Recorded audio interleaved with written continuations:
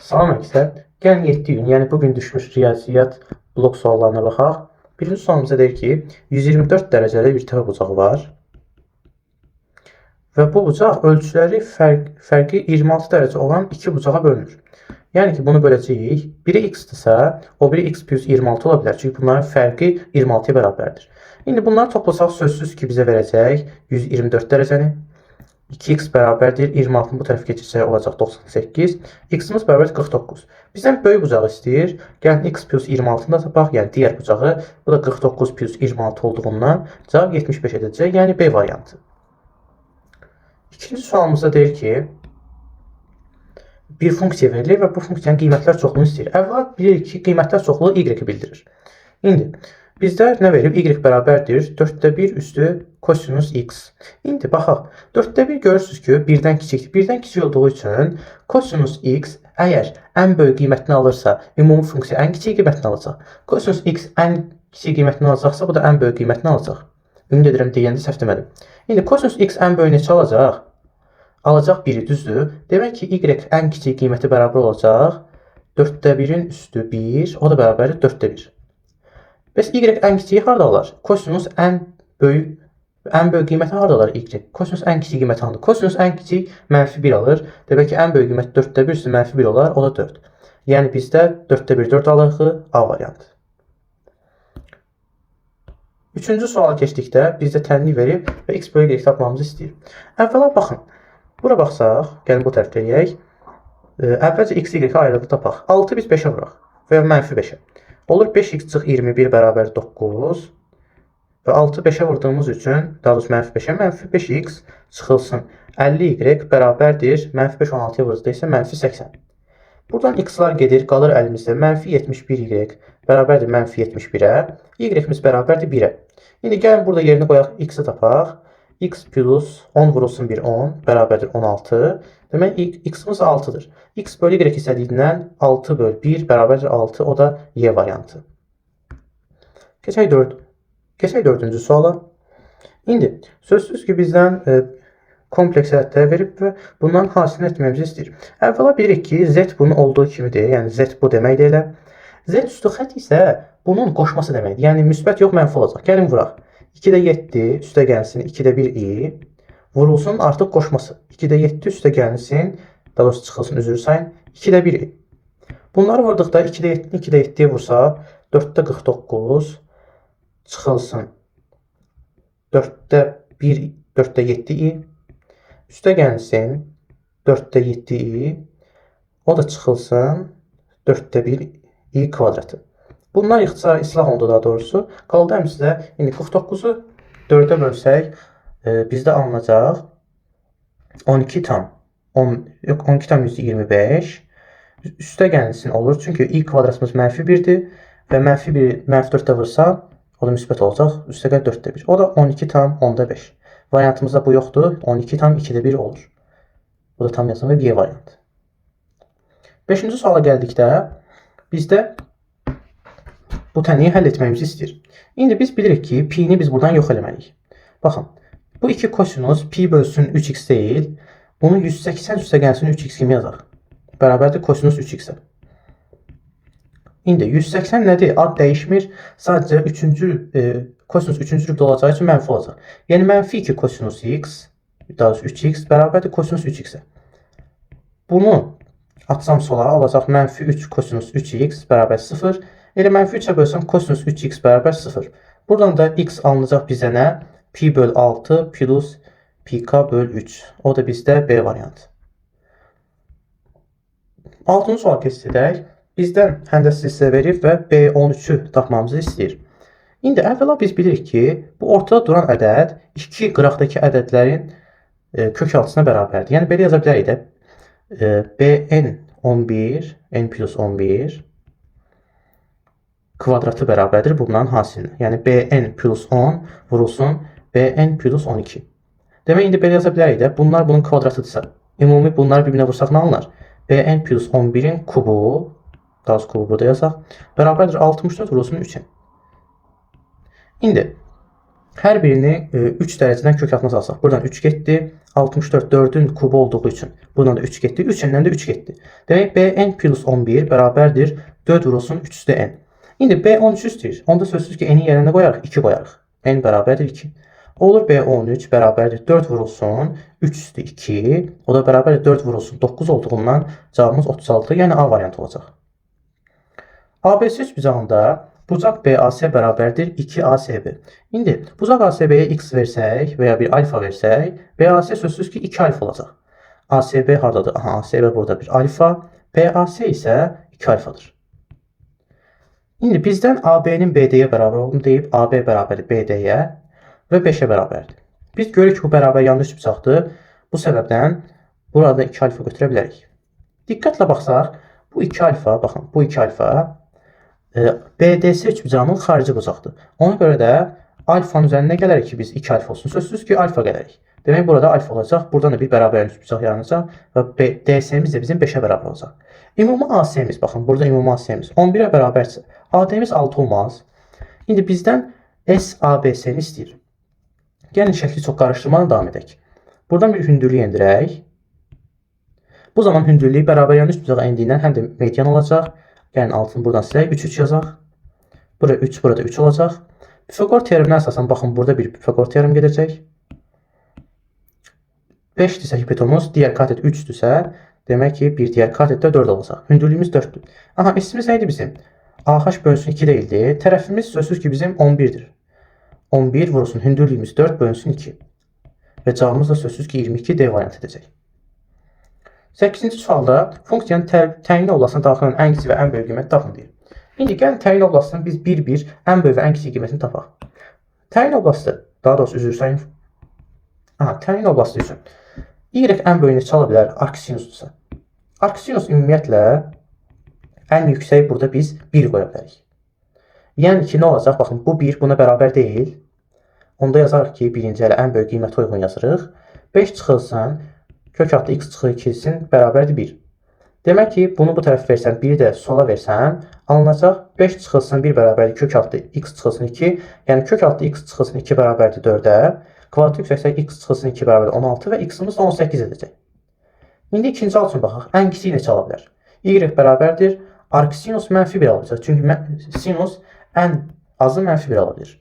Bu zaman ikinci hala baxarıq, nə olarıq? -1-i o zaman bunu uyğunlaşdırarıq. Demək olacaq 5 çıxılsın kök altında x çıxılsın 2 bərabərdir -1. Buradan elə yazıram ki, kök altında x çıxılsın 2 bərabərdir 6-ya. Kvadratı yüksəldə gəlin. X çıxılsın 2 bərabərdir 6-nın kvadratı 36. Buradan da x bərabər 38. Sözsüz ki, bunların cəmini istəyir. Bunların cəmi də 56 edəcək. 9-cu suala keçsək, bizə soruşur ki, A parametrinin hansı qiymətində funksiyanın ən kiçik qiyməti 4-ə bərabərdir. İndi, buradan əvvəla funksiyanın ən kiçik qiymətidir. Gəlin biz bu funksiyamızın törəməsini tapaq. Törəməmiz nədir? 1 plus y, deməli, y üstü a çıxılsın x vurulsun, a çıx x-in törəməsi. Çünki üstünün də törəməsini tapmalıyıq. Y ştrix bərabər deyən törəməsi 1 plus, daha doğrusu buradan -1 çıxır, olur 1 çıxılsın y üstü a çıxılsın x. İndi bizdən deyir, ən kiçik qiyməti 4-ə bərabərdir. Əvvəla biz bunun böhrən nöqtəsi üçün bunu 0-a bərabər etməliyik. Demək ki, y üstü a çıxılsın x bərabərdir 1-ə, a çıxılsın x bərabərdir 0-a. Çünki üstü 0 olmalıdır ki, 1-ə bərabər olmalıdır. A da bərabərdir x-ə, düzdür. İndi, a bərabərdir x-dirsə, ən kiçik qiymət deyir 4-dür. Y-ə demək 4 verəcək, artıq törəməsiz. X plus, x-in yeni a qoyuruq indi. Baxın, burada x-in yeni a qoyuruq. A plus, y üstü a çıxılsın a bərabərdir 4-ə. A çıxılsın a sözü ki 0 verəcək, yəni a plus 1 olsaq, y üstü 0 axı bizdə 1 vermir, nəyin üstünə 0 qoysaq 1 verir. Bərabər 4-ə, demək a-mız da bərabərdir 3-ə. Bu da bizə sözü ki eləcək y variantı. 10-cu sualda funksiyanın təyin oblasına daxil olan tam ədədlər çoxluğunun 3 elementli ad çoxluğunun sayını tapın. Gəlin, əvvəlcə x nələrə ala bilir, onlara baxaq. Bizdə bu ifadə verilib. İndi, biz baxaq görək ki, biz bilirik ki, loqaritmada üst həmişə 0-dan böyük qiymət almalıdır. Yəni, birincidə baxsaq, x çıxılsın 2, böyükdür 0-dan desək, x də böyükdür demək 2-dən, düzdür? İkinci halda gəlin buna baxaq, 8 çıxılsın x bərabər, daha doğrusu böyükdür 0-dan üzrü sayın. Bu zaman x də kiçik olacaq 8-dən. Demək, x hansı qiymətlər alacaq? 2 və 8 aralıq qiymətlər. Bu da hansılardır? 3, 4, 5, 6, 7. Sadəcə göstərmək üçün deyirəm, ehtiyac yoxdur. Bizdə 5 dənə ədəd alınır. Bizdən 3 elementli artçıqlığı soruşur. Demək ki, baxın, ümumi 5 elementimiz var və 3 dənəsini soruşur. Demək 5 kombinizondan 3. O da bərabər edilirsə 5 faktorial bölünsün 3 faktorial çıxılsın. 5 çıx 3 faktorial, yəni ki 2 faktorial. Bunlar ixtisar gedir. Burada 4 vur 5. 2 ilə 4 ixtisar gedir. 2 qalır və cavabımız 10B variantı olur. 11-ci sual keçəcək. Yəni ən asan sualdır bu imtahanda ki, imtahan özəyi ilə məncə asan idi. AB-nin kəsməsini soruşur. Sözsüz ki 8 və 9 hər ikisində var. Demək bunların kəsməsi də deməli 12-ci sual keçəcək. Bu sualda bizdə verib kök avtomobili A nöqtəsindən D nöqtəsinə qədər gedir və bu zaman 420 km yol qət edir. Bu 424 km yol qət edəndə bizə deyir ki, AB ilə BC-nin nisbəti 3-ün 4-ə nisbətidir. Demək ki, x ilə ifadə edə bilərik. AB-ni 3x, BC-nin isə 4x ifadə edək.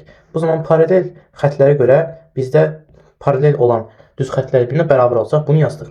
Ümumi 420 km bərabərdir. Neçə x-ədir? 14x-ədirsə, x-imiz bərabərdir neçəyə? 30 km. Demək, bura olacaq 90 km. 4x olacaq 120 km. Həmçinin digərləri də elə. Bizə deyir ki, hər dəfə gedəndə də 15 km/saat daha çox sürətlə gedir. Çünki yükünü boşaldır.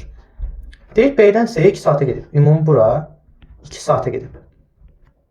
Bu zaman D-dən A-ya neçə saata gedər? İndi baxın, 120 km-dir. Bunun neçə saata gedib? 2 saata. Bu zaman sürətini necə hesablayaq? V bərabərdir S bölü T deyil. Baxın, ümumumuz 120 idi, saatımız 2 idi. Demək, 60 km/saata gedib. Demək ki, digər yolda 60 üstünə 15 gəlsə 75 olacaq.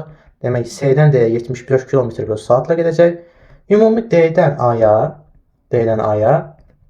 gedəcək nə qədərə? 90 km/saat. Biz D-dən A-ya da 4x olduğunu bilirik, yəni 120 km-dir. Məsafəmiz də 120 km-dir. Bu zaman nə olacaq? Nə qədər vaxta getdiyini T bərabərdir S bölü V deyil. 120 böl 90 bərabərdir 1,5 saata gedir. Lakin bizdə üzürürsən 1,5 yox, 1,3 saata. Bizdə nə istəyir? Bizdən dəqiqəni istəyir. 1,3 saatın neçə dəqiqə olduğunu tapmaq üçün 60-a vurarıq. Bu da bizə 80 dəqiqə, yəni D variantını verəcək. 13-cü suala baxaq. 13 çox rahat sualdır. Sadəcə buna diqqət etməliyik ki, A B-dən böyükdür ki, bu da bizə heç bir maşatçılıq yaratmır. Özünüz sualda görəcəksiniz. Bərabər deyim, buradan qoyub buradan davam etsəm. Baxın, bura bir muxtar vurma düsturunun açılışıdır. Nəyin açılışıdır? 2 vurulsun kök altında. Kök altında A çıxılsın, kök altında B-nin açılışıdır. Bölünsün. Baxın, burada da bir açılış var. Əslində bu kök altında da düşməyib. Bu kök altındadır. Bu da nəyin açılışıdır? Elə kök altında A plus kök altında B kvadrat. Üstə gəlsin, indi bizə olduğu kimi verilib. Bunları yazaq. Bərabərdir. İndi biz bilirik ki, kök altı və kvadrat varsa bunlar ixtisar gedər və modul qalır. Baxın, bura modul kök altında A çıxsın, kök altında B-dir, düzdür? Burada isə modulda ehtiyac yoxdur, çünki üstə gəldi. Burada olacaq kök altında A, üstə gəlsin kök altında B. Üstə gəlsin yenə olduğu kimi köçəcək digər tərəfi. Bərabərdir. Bura indi olduğu kimi çıxacaq, amma niyə? Çünki A B-dən onsuz da böyükdür. Yəni bizə heç bir mənfi ədəd alına bilməz. Demək ki, 2 kök altında A. Elə vurub asacağım 2 kök altında A, üstə çıxılsın 2 kök altında B. Bunlar da eyni olduğu üçün bir məxrəclə yaza bilərəm. Kök altında A plus kök altında B. Və bu qaldı axırda. Üstə gəlsin 4 kök altında B. Üstü, yəni sürəti toplasaq alınacaq 2 kök altında A. Üstə gəlsin 2 kök altında B. Bölünsün kök altında A plus kök altında B. Söz ki, bunlar ixtisar gedəcək. Bizim əlimizdə qalacaq 2. Demək, bizə SABC piramidası verilib. Deyək, bütün yay itiləri oturacaq müstəvisi ilə 60 dərəcəli bucağına getir. Yəni, qeyd edək. 60 dərəcəli bucaqdır. Ümumi SA-nı 8 verib, hər biri bərabərdir. Və deyir ki, piramidanın oturacağı bərabər yanlı düzbucaqlı ABC üstbucağı olarsa, bərabər yanlı və düzbucaqlı. Düzbucağı çəkək və həmçinin bərabər yanlıdır. Bunlar da bərabərdir. Onun həzmini tapmamızı istəyir. Deməli, əvvəla bunu bilməliyik ki, qaydaya görə, əgər piramidanın hər bir yan tili oturacaq ilə eyni bir dərəcə əmələ gətirirsə, bu zaman onun hündürlüyü də çevrənin mərkəzində olar və bu zaman hündürlüyü biz bu tərəfə çəkərik. Bir də qırmızı, yaşıl ilə göstərim, çox da aydın olsun. Hündürlüyü bura çəkərik. Çünki bu zaman Düzbucaqlı düzbucaqda çevrənin mərkəzi hipotenuzun mərkəzinə gəlir. Aha, deməli biz burada nə edə bilərik? SA-nı 8 verib, hündürlüyümüz çəkdik və burada 60 dərəcə. 60 dərəcə burada 30 dərəcə olarsa, demək 30 dərəcənin qarşısındakı katet neçə olacaq? Hipotenuzumuz 8-dirsə, 4 olacaq. 60 dərəcədə 4 kökdə 3 olacaq. Bu zamanda gəlin indi ABC düzbucağını altda yerində çəkək. Bax, bu ABC düzbucağı idi. Burada düzbucaq ABC. Bura indi hündürlük həm də median olduğu üçün 4 ayıracaq. Burada demək 8-dirsə və hər iki tərəf 45-dir. Çünki nə deyir? Bərabər yanı düzbucaqlı düzbucaq. Baxın, bunlar bərabər idi. Demək yanlarımız nə olacaq? 4 kökdə 3 ilə 4 kökdə 2 ilə 4 kökdə 2. Nə istəyir bizdən? Həcmi tapın. Həcm üstümüz bizim nə idi? Gəlin bu tərəf yazın. V bərabərdir 3də 1 S oturacaq vurulsun H. O da bərabərdir 3də 1 vurulsun. S oturacağımız nədir? 4 kök A kvadratı bölü 2 kimi də deyə bilərik. 4 kökdə 2 kvadratı bölünsün 2. Vurulsun hündürlüyümüz, yəni 4 kökdə 3. O da bərabərdir 3 ilə kökdə 3 gedər. Burada məxrəci kökdə 3 qalar. Demək bizdə qalar ünvanı. 4 kökdə 2 kvadratı 32 bölünsün 2 kökdə 3. Bundan ixtisar gedər, qalar bizdə 16 bölünsün kökdə 3. Bu da əslində mən biraz hesablamada bir qarışıq getdi. O da idi 64 kökdə 3 bölünsün 3 alınır. Yəni C variantı. 15-ci sual baxaq. Deməli, bizdə A-nın deyir hansı qiymətlərində bu kvadrat üçhədisi həmişə mənfi qiymət alır. Bu görürük ki, bu kvadrat tənlidir bizdəki. Mənfi qiymət alar biz nə demişdik? Funksiya dərsində keçirmişdik ki, A kiçikdir 0 olduqda, D də kiçikdir 0 olduqda funksiya həmişə mənfi qiymət alır. Onda baxaq da, gəlin A-nı 0-dan mənfidən eləyək, elə olduğu kimi olacaq. A kiçikdir 0, çünki A-mız bizə verilməyib. Diskriminantımız nədir bizim? B kvadratı, D bərabər. B kvadratı çıxılsın 4AC. B kvadratımız nədir? Baxın, B-miz A çıxılsın 2-dir. Onun kvadratı nə olacaq? A çıxılsın 2-nin kvadratı çıxılsın 4 vur, A vurulsun, S-miz də ki, mənfi 2,125. Bərabərdir. A çıxılsın, kiçikdir 0, bir dəqiqə üzürsən. A çıxılsın 2-nin kvadratı necə yazacaq? A kvadratı çıxılsın 4A, üstə gəlinsin 4. Buradan da hesablasaq neçə alınacaq? Bizə deməli 9A olacaq. Üstə gəlinsin 9A. Kiçikdir 0. Demək, bunları toplasaq A kvadratı plus 5A plus 4 kiçikdir 0. Buradan bizdə A1-imiz bərabər olmayacaq 4-ə. Mənfi 4-ə. A2-miz bərabər olmayacaq mənfi 1-ə. Bir ədəd ox çəksək. Müsbət, mənfi, müsbət və bunlar bərabər olmaq üçün boş olur içi. Mənfi 4 və mənfi 1. Mənfi aralığı istədiyindən mənfinin içini qaralayırıq. Bizdən nə istəyir? Hansı aralığı istəyir? Sözsüz ki, bu mənfi 4, mənfi 1 olacaq. O da D variantı. 16-cı suala keçsək, çox rahat sualdır. Bizdən bu ifadənin qiymətini istəyir. Əvvəlcə nə mötərizənin içini hesablayaq. B üstə gəlsin, S-ni hesablayaq. Bu bizə nə verəcək? B-nin komponentlərinin 1, 2, 2, 1, 1-dir. S-ni də bilir ki, 1, 0, 3-dür. Bunları toplasaq neçə eləyəcək bizdə? Deməli, 2-nin üstünə 1 gəldik, 3, 1-in üstünə 0 gəldik, 1, 1-in üstünə 3 gəldik, 3. İndi gəlin, A-dan ümumi bunu çıxaq. Yəni, B üstə gəlsin, S-ni çıxaq. O da bərabər olacaq nəyə? Mənfi 1-dən 3-ü çıxsaq, mənfi 4. Sonra mənfi 1-dən çıxsaq, 1-i mənfi 2. Söz ki, 2-dən də çıxsaq, 3-ü o da edəcək. Yox, 2-dən üzürsən, 2 çıxsaq, o da mənfi 1. Mən hesablamada yəni istəfəmişəm, burada 4 olacaq. Bəli, burada mənfi 2 olacaq. Yəni ki, B variantı. 17-ci sualda, yenə bu əslində asan bir sualdır. Deməli, bizdən 200-lü bir bucaq verib, bunun ucları AB desək və bizə deyir ki, nöqtəndə 10 tilinə qədər AC və BC məsafələri üçün, gəlin buranı C adlandıraq. AC bərabərdir BC-yə, o da bərabərdir AB-yə olarsa, 200-lü bucağın qiymətini tapın. Yəni ki, dərəcəsini istəyir. Sözsüz ki, bərabər tərəfli üç bucaq olduğu üçün hər bucaq 60 dərəcə olacaq. İndi qarşılıqlı sadə A və B nəsr ədədləri üçün əkov verilib, bunların cəmi verilib və ümumi kvadratları cəmini istəyir. Biz bilirik ki, qarşılıqlı sadə ədədlərin əkovu bundan asılı olur. Yəni ki, A vurulsun B bərabərdir 126, bizə də cəmini verib. İndi biz bir köməkçi üsulundan istifadə edə bilərik. A üstə gəlsə B kvadratı nədir? A plus B-nin kvadratı çıxılsın 2AB. O da bərabərdir. A üstə gəl B-nin kvadratı nədir? 23-ün kvadratı çıxılsın 2 AB, yəni 2 vurulsun 23. Bərabərdir. 23-ün kvadratı gəlin baxaq bizə nə verir? Bir yerdə hesablayaq. 3 3 vursaq 9, 6. Üstə gəlsin 43. Buradan 9, 9. Mən yenə mi səhv hesabladım? 46. 2, 5. 529 çıxılsın. 2 vursun 23 isə 46 olacaq. Bu da bizə verəcək 277-ni, yəni A variantı. İndi 19-cu suala keçsək, burada bizdə deyir ki, biri digərinin 80% təşkil edən iki ardıcıl cüt ədədin kvadratları cəmi fərqli modunu tapın. Tutaq ki, biri x-dır, ədədimiz deyil. X-in 80% neçə eləyir? X vurulsun 80 bölünsün 100 bərabərdir. Baxın, bir sıfırlarda apardıq. 0,8x. Demək, bir ədədimiz x imiş, bir ədədimiz 0,8x. Deyir ki, ardıcıl cüt ədədlərdir. Baxın, ardıcıl cüt ədədlərdirsə, bunları yəqin ki, çıxsaq 2 alarıq, düzdür? Məsələn, 8 ilə 10, biz bilirik ki, ardıcıl 2 ədəddir. 10-dan 8 çıxsaq 2 alırıq, düzdür? Eyni məntiqdir. Gəlin, x-dan çıxar 0,8-i, o da edəcək 0,2x bərabərdir 2 demək.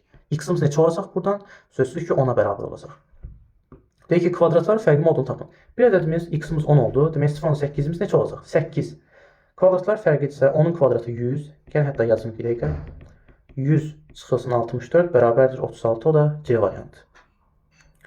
20-ci sualda deyir, bu y-lərin xətləri ilə hüdudlanmış fiqurun sahəsini tapın. Biz bilirik ki, hüdudlanmış sahə deyilsə mütləq integral etməliyik. Və hər ikisi y olduğu üçün gəlin bu sahələri birləşdirək. X kvadratı bərabərdir 8 çıxılsın x kvadratı. 2x kvadratı 8 olduğundan x kvadrat 4 olur və x-dəki sözsüz ki, müsbət mənfi 2 olur. Demək ki, gəlin bu tərəfdən davam edim. Bu integralların sərhədi mənfi 2-dən 2 olacaq. Çünki böyükdən kiçiyə gedək. Sonra nə edirdik? Bu funksiyaları bir-birindən çıxırdıq. Fərqi yoxdur hansından çıxırsan. Gəlin çıxaq x kvadratını. Üzürsən. X kvadratından çıxaq 8 çıxılsın x kvadratı. O da bərabərdir integralda mənfi 2-dən 2. X kvadratı çıx 8 plus x kvadratı. Buradan biraz uzatdım. Deməli 2x kvadratı çıx 8. Bunun integralını biz əlbəttə tapa bilərik. İntegrallar nə verəcək bizə? 2x kubu bölünsün 3 çıxılsın 8x. Mənfi 2-dən 2. Demək, əvvəlcə 2-ni taparıq. 2-nin yerinə qoysaq, bizdə alınacaq. 16 bölünsün 3 çıxılsın 16 çıxılsın. İndi mənfi 2-nin yerinə qoyacaq. Mənfi 16 böl 3 üstə gəlsin 16. İndi bunları mənfi ilə vurub açsam, 3-də 16 çıx 16 üstə gəlsin 16 böl 3 çıxılsın 16. Buradan da alınacaq. Ümumi elə cavabı deyim sizə 21,3'də 1. O da A variantı. 21-ci sual çox maraqlı da sualdır. Bu tənliyi bizə həll etməyimizi istəyir. Biraz gözü açıq olmalı lazımdır. Görək ki, baxın, kök altında bir loqaritm var. Bizim elə düsturumuz yoxdur ki, bu kök altını məhv edə bilər. Demək ki, burada bir əvəzləmə gedər, düzdür. Əgər düsturunuz uyğun gəlmirsə, mütləq əvəzləmə gedin. Gəlin eləyək. Əvvəlcə loqaritma birincinin olduğu kimi yazaq, bərabərdir. Sual biraz böyüdüm. Bərabər yox, üzrsən, çıxılsın. Loqaritma 2 əsasdan 8x-dir. Baxın, uyğun olması üçün yazaq. Loqaritma 2 əsasdan x üstə gəlsin loqaritma 2 əsasdan 8. Bunları vursaq söz ki, eyni şey alacaq. Kök altında loqaritma 2 əsasdan x çıxılsın, artıq mötərizəni aça bilərik. Loqaritma 2 əsasdan x, bu 3 verəcək bizə, düzdür. Demək, çıxılsın 3 plus 5 neçə verəcək? Üstə gəlsin 2, bərabər 0. İndi, baxın, əvəzləmə necə edə bilərik? Kök altında loqaritma 2 əsasdan x-a t deyək.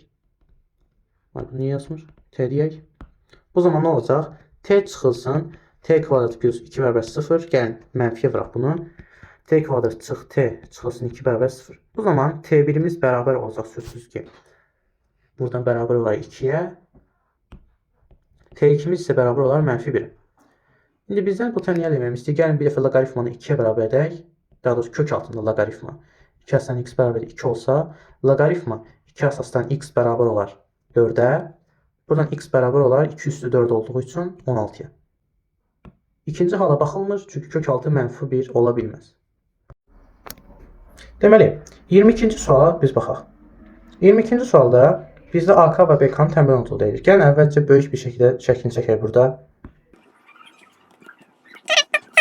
Desəyimiz 7-dir, ümumi bura 7-dir. Və AK və K tənbel olduğu deyil. Həmçinin AB-ni də 12 olaraq verib. Bu tənbel olması alfa alfa, B də tənbel olması beta beta adlandıraq. Ümumi bir z görsək, yəni çarpaz bucaqlar görsək, burada alfa olacaq, burada beta olacaq. Demək ki, ümumi adlandırsaq, buranı gəlin x adlandıraq və y adlandıraq. X isə bərabər yanlış bucaq olduğu üçün burada x olacaq, y cərgə bərabər yanlış bucaq olduğu üçün burada y olacaq. Biz gördük ki, x plus y bərabər 7-dir. Demək, bu x plus y də 7-dir də. Perimetri tapda nə edərik? 7 plus 7 plus 12. O da neçə edəcək bizdə? 26 edəcək. Yəni, D variantı. 23-cü sualda deyir ki, ox kəsiyi diaqonalı 18-ə, hündürlüyü isə 9-a bərabər olan silindr doğranı ilə ox kəsiyin diaqonalı silibuzanın dərəcəsini tapın. Çox asan sual, yəni dəhşət asan sual deyərdim buna. Yəni silindrimizi çəkək. Nə deyir? Hündürlüyü 9, yəni 9 yazdıq. Ox kəsiyin diaqonalı neçədir? 18. Bulan arasında bucağın dərəcəsini tapın. Baxın, hipotenuz 18, burası 90 dərəcə olur, hündürlüyüdür çünki. Nə? 18-in qarşısı 90 dərəcə isə 9-un qarşısı 30 dərəcə olmaz. Demək ki, bunların arasındakı bucaqda 96, 30'a çıxdıq, 60 dərəcə. Bu qədər. 24-cü sual çox gözəl məntiqi bir sualdır. Bizdən deyir ki, A-nın hansı qiymətində bu limit doğrudur? Əvvəla görürük ki, limitin cavabı nədir? 0-dır. Biz bilirik ki, görkəmli limitdə, yəni x sonsuza doğru getdikdə, əgər surət məxrəcdən kiçikdirsə cavabı 0 olur. Lakin qüvvət məxrəcdən böyükdürsə sonsuzluq olur. Burada görürük ki 0-dır. Demək ki, surətin işarəsi məxrəcdən kiçik olmalıdır. İndi məxrəcdən baxın görürsünüz üstü 2-dir. Demək ki, bu x kubu ola bilməz. Bu 0-a bərabər olacaq. X kvadratı ola bilməz. Çünki onda bir cavab çıxardı. Demək bu da 0 olacaq. Bunların hər ikisi gəlin 0-a bərabər edək. A kvadrat çıx 3A bərabər 0. Oradan alınacaq. Tutaq ki, A-nı ayıraq. A çıxılsın 3 bərabər 0 desək. A bir dəfə 0-a bərabər olacaq. Bir dəfə də 3-ə. Bizdən təbii ki də bir qiymət istəyir. Yəni ikinci ala baxaq. Bunu 0-a bərabər edək. A kvadrat çıx 2A çıx 3 bərabər 0. Burada A1 bərabər olacaq. Əgər Viet teoremdə geçsək 3-ə. A2 də bərabər olacaq. Səhv etmirəmsə -1-ə. Bəli. Lakin hər ikisində oxşar olduğu, yəni eyni cavabını götürməliyik. Baxın görürsünüz 3 hər ikisinin olduğu üçün cavabı elə 3 olaraq götürürük. 25-ci sualda bizə deyir BDS üstəgəlsin BSD 150-dir. Gəlin alfa beta ilə bunları adlandıraq. BDS-miz burada alfa, BSD-miz burada beta. Bizdən indi istəyir BAC üstəgəlsin ACB. BAC buradır. ACB isə buradır. Gəlin bunları x və y olaraq adlandıraq. Y burada x. İndi diqqət edəsək baxın bax.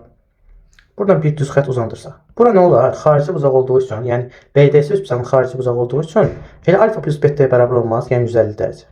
Həmçinin baxın bu xarici bucaq ümumi böyük ABC üstəgəlinin də xarici bucağı olar. Bu zaman elə cavabımız da 150 olar. Çünki bunun və bunun cəmi xarici bucağın cəminə bərabər olur. Cavabımız 150 dərəcə. Və gəldik 26-cı suala. 26-cı sualda bu cür tənliklərdə bunların xəttlərinin, qırıq xəttlərinin kəsişi nöqtə baxın. Bu nöqtə bu iki hissəni bildirir. M və N-i. Demək ki, baxın 2 və 4 deyil. Biz deyək ki, M-imiz 2-dir, N-imiz isə 4-dür. Bu zaman nə olur? Y bərabərdir K bölünsün x çıxılsın 2 plus 4. İndi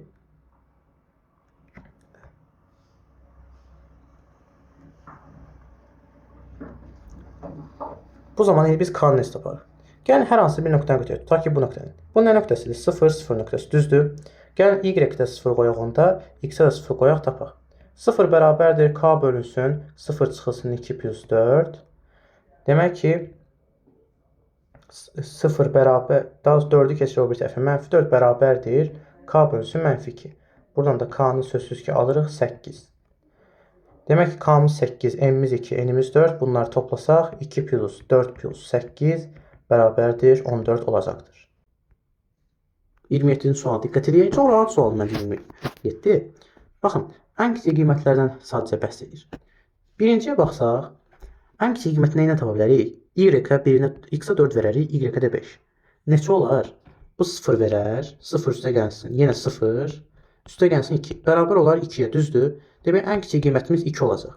Buna hansı uyğun gedir? Sözsüz ki C. Digər başqa variant uyğun gelmir. 1-ə getdi bir C. İkincidə, ən kiçik tapmaq üçün x-ə 2 verərik. Y-ə neçə verərik? 0. Demək, 2 versək, burası 0 alınacaq. Üstə gəlsin 2 versək, burada 0 alınacaq. Daha doğrusu 0 versək, 0 versək, üzürsən. Bura 5-in kvadratı olacağı üçün 25 olacaq. Yəni 0 üstə gəlsin 25, üstə gəl bu da olduğu üçün 2. Demək ən kiçik qiymət neçə olacaq? 27 olacaq. Bu da hansına gedir? B. Və həmçinin bir başqa variantımız da gedir. D variantı. Çünki baxın, ən kiçik qiyməti müsbət 2, 2 verir və y 0 verir. Biz də belə dedik. Demək buna B, D gedəcək. Üçüncüdə isə biz x-ə 0 verməliyik. Y-ə isə yenə 0 verməliyik ki, ən kiçik qiyməti alaq. Olur 4-ün kvadratı üstə gəlsin 5-in kvadratı plus 2, yəni 43. Bizdə 43 alındı. Demək A variantı buna gedir. Həmçinin baxın Y də gedir. Çünki hər ikisinə 0 verib ən böyük. Daha doğrusu ən kiçik qiymət aldıq. Demək ümumi cavablarımız budur. 28-ci suala baxaq. 28-də biraz şəkil səhvdir. PDF çünki biraz tez çıxıb. Ümumi bir silindirimizi çəkək. Hər iki soruşur ki, hündürlüyü bunun 20 cm-dir və maye ilə bir hissəsi doldurulub. Yarısına qədər hətta deyir. Deyir ki, bax yarısına qədər deyirsə bu 10-a qədər deyil. Bura 10-dur da demək. Deyir ki, bir nazik çubuq verilib. Çubuğun bir ucu, baxın, çevrənin bir üzərindədir. Ortada götürə bilməzsiniz, çünki çevrəlidir. Dairənin demir. Çevrə sadəcə bir, necə deyim, bu hissəni təşkil edir. Çevrənin üzərindədir və nazik çubuğun bir ucu da silindirin yan tərəfi üzərindədir. Baxın, bunu da çəkdik. Deyir ki, yan tərəfinə çəkilmiş uc üst oturacaq 4 cm məsafədə yerləşir. Baxın, ümumi baxın, bura 10 idi, ümumi uzunluğumuz da bizim 20 idi. Burada 4-dürsə, ondan 4-ü çıxarıq, bura 6 qalır. İndi, sözsüz ki, bizə deyir ki, çubuq hündürlüyü boydadır, demək 20-dir. Demək ki, ümumi bura 20-dirsə. Biz bura x versək, bura 20 çıxılsın x-dir. İndi nə var ki, oxşarlıq getməyə?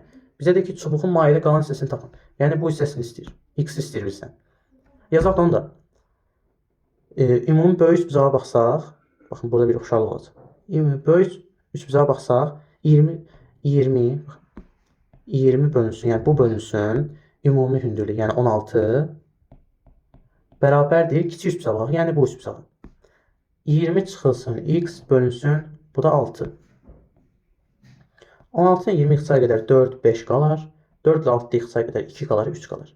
Çarpaz vursaq 15 bərabərdir 40 çıxılsın 2x. Buradan da 2x bərabər olacaq bizdə 25-ə, x da 12,5 olacaq. 12,5. Cavabımız demək ki 12,5 olacaqdır. 29 yenə digərlərinə nisbətən biraz qəliz sualdır. 29-cu sualda bizə deyir ki, müstəvisində ixtiyari 3'ü bir düz xətt üzərində olmayan 10 nöqtə götürülmüşdür. Soruşsunuz ki, bizə şəkildə 10 nöqtəmiz var.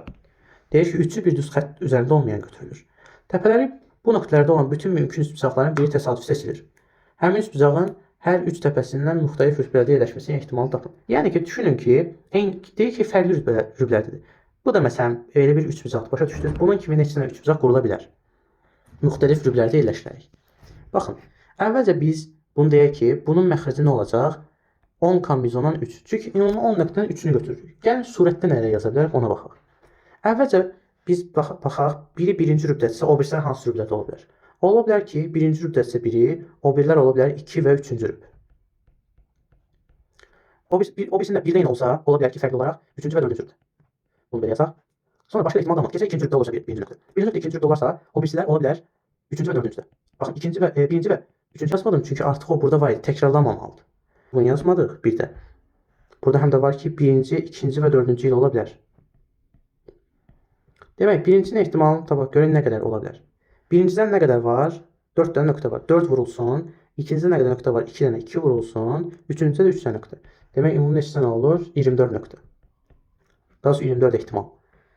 İkinciyə baxsaq, birincidə 4 dənə, üçüncüdə 3 dənə, dördüncüdə 1 dənə. Olur 12 dənə. Burada baxsaq, ikincidə 2 dənə, üçüncüdə 3 dənə və dördüncüdə 1 dənə. Bu da 6 dənə olar ehtimalımız. Axırıncıya baxsaq, birincidə 4 dənə, ikincidə 2 dənə və dördüncüdə də 1 dənə olduğu üçün 8 dənə ehtimal olacaq. Ümumi bunları gəlin surətdə toplayaq. 24 üstə gəlsin 12, üstə gəlsin 6, üstə gəlsin 8. Bu da bərabərdir. 10 kombinizon üçümüzü hesablasaq, 10 faktorial bölünsün. 7 faktorial bölünsün 3 faktorial. 7 ilə 10 gedər. Qalar bizə 8 vur, 9 vur olsun 10. Bunlar da ixtisar geçsə burada 4. Burada 3 qalar. İndi surətimizi hesablasaq. 30 oradan, 20 oradan 50. Məxrəcimiz də 150 edəcək. Daha doğrusu 120. bölünsün 50. Bu da ixtisar gedir və 12-də 5 qalır. Cavabımız demək ki nədir? 12-də 5. Son illərin mənə görə ən asan isbat suallarından biridir bu. Bizə bir çevrə verib.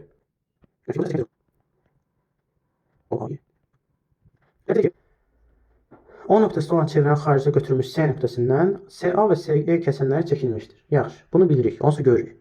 Bizə deyir ki, CD bərabərdir. Baxın, CD bərabərdir. AO olarsa, bizdən bunu isbat etməyimizi istəyir. Gəlin isbat edək.